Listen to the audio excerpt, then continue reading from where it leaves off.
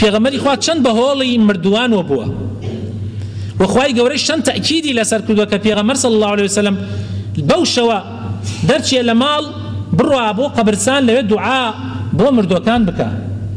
خۆشەویستانم ئێمە مردوو نابێ بێ ڕێز بێ لە لامان، نابێ کەس و کارێکمان مرد ئیتر نەچینە سەر قەبرستانی، نابێ ئیهمالی بکەین، بەڵکو لە ئیسلامە زۆر تەئکید کراوە کە ئینسان بچێتە سەر قەبرستان هەم بۆ خۆی ئیسفادەی هەیە کەوا بیر ئەکاتەوە، کەوا بیر لە ئەوانە کاتەوە، بیر لە مەسیری ئەوانە کاتەوە، پاشان بۆ ئەوانیش بە سوودەکەت و ئەچی دوعای خێران بۆکەی. ئەو کەسانەی کە زۆر ئەچنە سەر قەبرستان زۆر پاداشتیان دەسەکەوێ و زۆریش ئیمانیان بەرزە ئینشاء الله.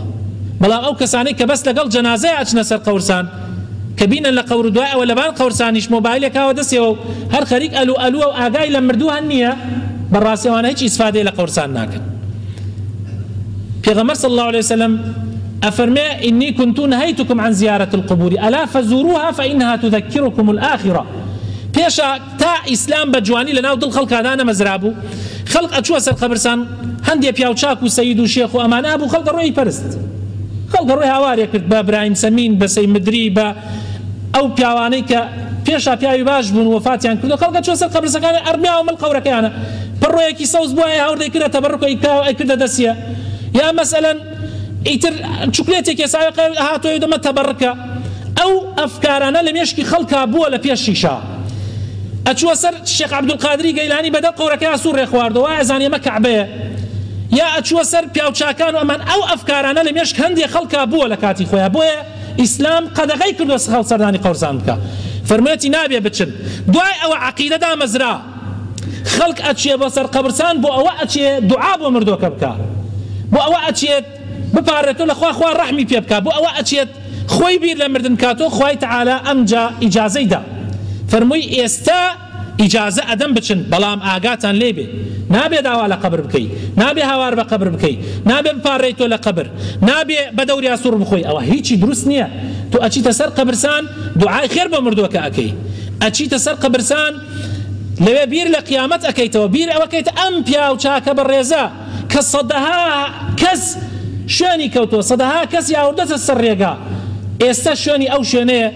دەی تۆش مەسیرت ئەو شوێنەیە، ڕێبازی ئەو پیاوە بگرە بەر و لە شوێن ڕێبازی ئەو بچۆ. بەو شێوازە خۆشەویستانم شەرع مەجالیدا کە خەڵک بچێتە سەر قەبرستان. جا سەردانی قەبرستان بەشێکە لە ئیمان، بەشێکە لە ئیسلامەتی، بەشێکە لەو مەوزوعانەی کە ئینسان ئیمانی پێبەرز ئەبێتەوە، لەو مەسائلانەی کە تەئسیر لە ئیمانەکات ئینسان بچێتە سەر قەبرستان و دوعای خێر بۆ مردوو بکات، دوعای خێری بۆ بکات. ئەو دوعایش کە لە حەدیثەکە هاتووە کە پێغەمبەر صلی الله عليه وسلم فەرمێ السلام عليكم دار قوم مؤمنين. تۆ کە ئەچیتە سەر قەبرستان ئەمە بڵێ سەلامی خواتان لەسەر بێ ئەهل الدیار یا دار قوم مؤمنين، سەلامی خوا لە هەمووتان بێ، پاشان بڵێ خوای گەورە ڕەحم بە من و بە ئێوەش بکە، بە پێشوانتان و بە دوایینانتان و ئینشاء الله ئێمەش ئەگەین بە ئێوە، پاشان بپارڕێتەوە و دەست بەرزۆکردن بەشێکە لە دوعا. و پێغەمبەر صلی الله عليه وسلم لەوێ سێ جار دەستی بەرزۆ کردەوە، برگە دەستی بەرزە کردەوە تا ئیلاکە بۆ ئەمجا جارێکی تر دەستی بەرزە کردەوە ئەپاڕایەوە بۆیان ئەلاڵکایەوە لە خوای تەعالا بۆ ئەو بەڵام ئاگاتان لێبێ کاتی ئەپاڕێنەوە لە کاتی دوعایە دەست بەرەو قیبلە بەرزەکەن و نەک بەرەو قەبرەکە، یعنی ڕوو لە قیبلە ئەکەی ڕوو لە قەبر ناکەی، چونکە ئەو قەبرە پێویستی بە دوعای تۆیە. پێغەمبەر صلی الله عليه وسلم ئەفەرمێ هەر کەسێ لە پاش من، هەر کەسێ لە ئومەتەکەم کاتێ بانگ درا تەماشا بکە گوێ بگرە، ها بزان پێغەمبەر چۆن فێرمانەکە، نافەرمێ هەر کاتێ بانگ درا دوای ئەوە بڵێن ئەی پێغەمبەری خوا بگەیە فریامان، ئەی پێغەمبەری خوا چیمان بۆ بکە. ئەفەرمێ هەر کاتێ بانگ درا دوای ئەوەی بانگ تەواو بوو هەر کەسێ سڵاوات لەسەر من بدە، ئەمجا دوای سڵاواتەکە سێ جار دوای سڵاواتەکە بڵێت اللهم رب هذه الدعوة التامة والصلاة القائمة آتي محمدا الوسيلة والفضيلة وابعثه مقاما محمودا الذي وعدته، أفرمي حلت له شفاعتي. أفرمي هركسيك لدواي بان صلوات لسر بيغمر بدا طبعي بانك وك خوي ايجيتوا الله أكبر تشيشي الله أكبر لا إله إلا الله تو ايجيتوي بس لا حول ولا قوة إلا بالله كات يجي حي على الصلاة حي على الفلاح تو علي لا حول ولا قوة إلا بالله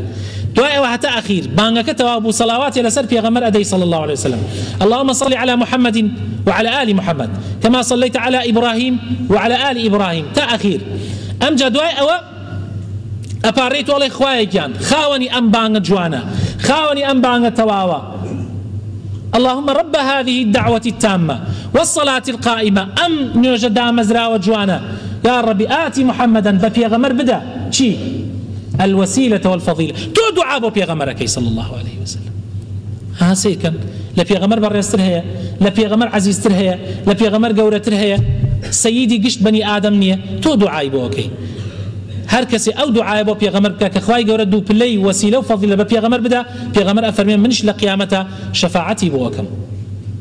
منش لقیامت شفاعتی بوکم بوی ضروره خوش وسانم ضرور عبادت کان من تکل بشری قراردان نکن آگام لی به زور جار اما خوش وسی پیاو چاکان زیاد رای من پی نکات